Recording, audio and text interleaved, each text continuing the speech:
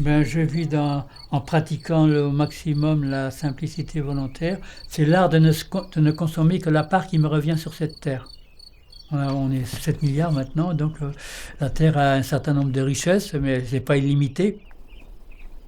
Ça consiste encore à être le plus possible autonome. Donc, j'ai pas ici, j'ai l'électricité solaire. Donc j'ai pas de facture d'électricité à payer à la fin du mois. J'ai l'eau qui vient directement du ciel. Et pour le moment, il n'y a pas de facture pour celle-là non plus. Euh,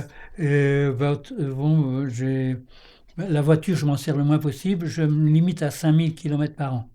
Donc je m'organise pour faire mes courses, etc., pour y aller le moins, pour sortir le moins possible. Donc je concentre tous mes besoins d'aller en ville en une journée ou deux par mois pour ne pas faire 36 voyages, mais en faire qu'un ou deux.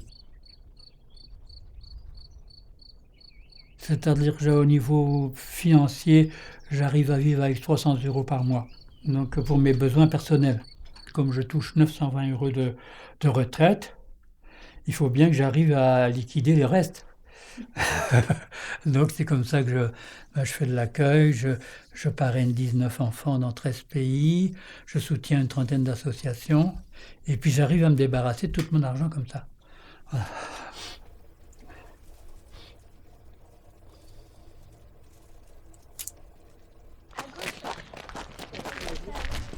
À droite, tu veux dire.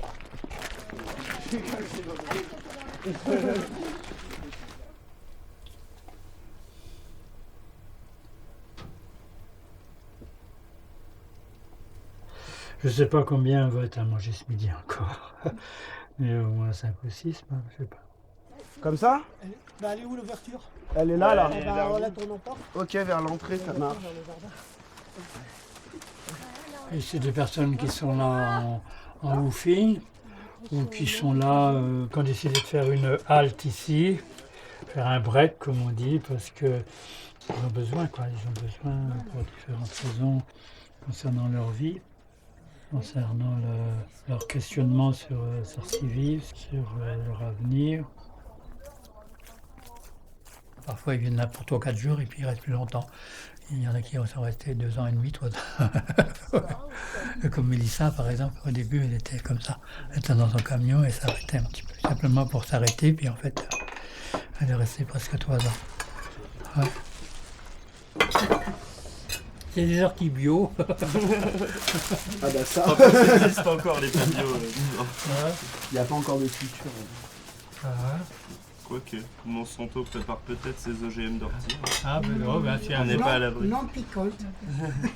ça peut arriver. Hein, C'est des noms piquants directement. peut-être qu'un jour, l'ortie va. On commence à en parler de l'ortie. Donc, peut-être que dans 10 ans, ça sera intéressant commercialement. Il y a les personnes qui viennent ici faire un break, comme Moussa. Donc, il est arrivé, ça va faire 1 an et 3 mois. Il est arrivé comme ça, disant moi j'en ai marre de Paris, j'en ai marre de mon boulot, et donc je veux prendre un temps de distance sans être à la charge de société. Il ne veut pas être au RSA ni rien, mais il n'a plus de revenus. Donc ici bien sûr il n'a rien à payer au niveau logement ni rien, donc il est nourri.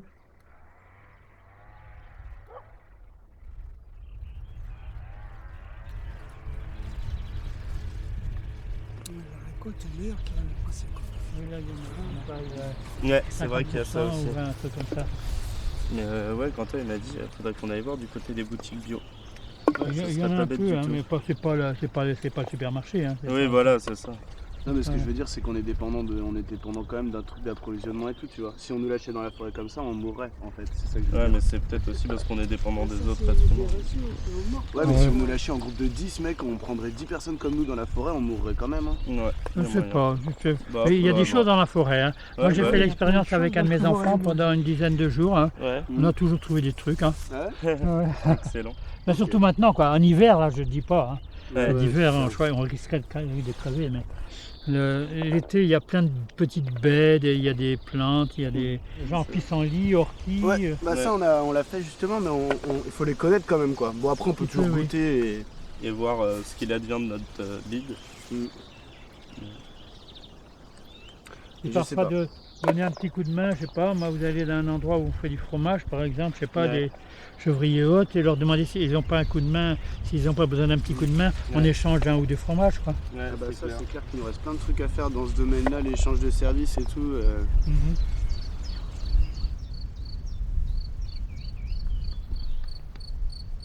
Je travaillais entre autres en psychiatrie à Rennes et à Paris. Et donc, je continue à accompagner des personnes qui ont des problèmes d'ordre psychologique, soit des personnes que j'ai suivies à l'hôpital ou après, et qui continuent à me voir, quoi, qui continuent de temps en temps à venir réfléchir avec moi ou à me raconter leur misère. Voilà. Depuis 50 ans, j'accompagne. J'ai dû commencer à 24 ans, ça fait plus de 50 ans.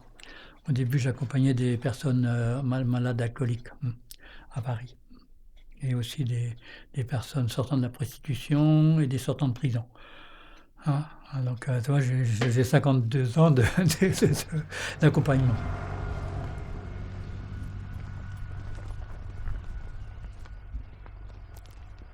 Je crois que je suis né dedans, tu vois, comme Obélix.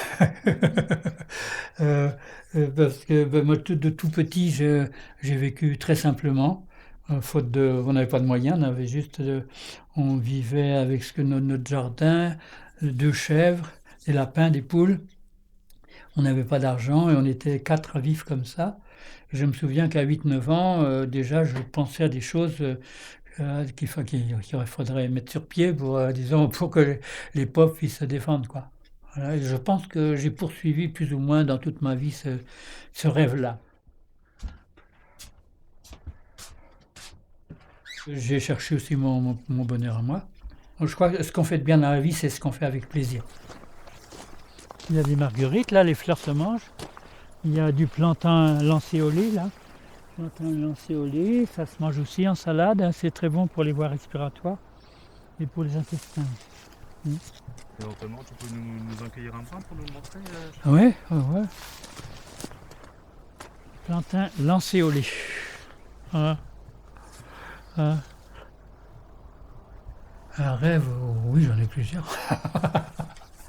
C'est que la majorité de la population comprenne qu'on ne peut plus continuer à vivre comme on vit. Donc s'engage progressivement dans la simplicité et dans la communication aussi. Je pense que tu en es dans un monde où c'est extrêmement important de communiquer, de ne pas partir d'a priori ou de jugement ou de je sais pas quoi, ou de suspicion, mais de toujours dialoguer, toujours chercher à comprendre, être ouvert et puis aussi attirer l'ouverture des autres, quoi. Ça, c'est mon rêve, j'essaye, mais j'y arrive pas tout le temps. Parfois, c'est comme tout ce qui est humain est imparfait, donc voilà.